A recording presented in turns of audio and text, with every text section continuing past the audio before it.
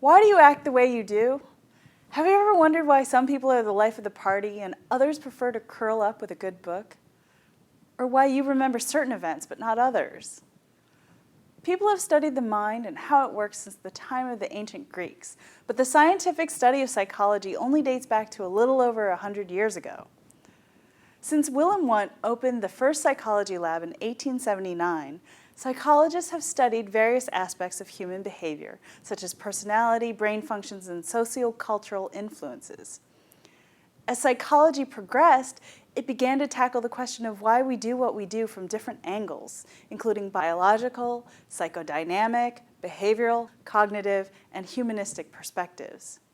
Let's look at each of these 5 main approaches that guide modern psychological research.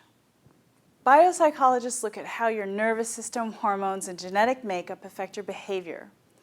Biological psychologists explore the connection between your mental states and your brain, nerves, and hormones to explore how your thoughts, moods, and actions are shaped. So what does that mean? It means that for the biological approach, you are the sum of your parts. You think the way you do because of the way your brain is built and because of your body's needs. All of your choices are based on your physical body.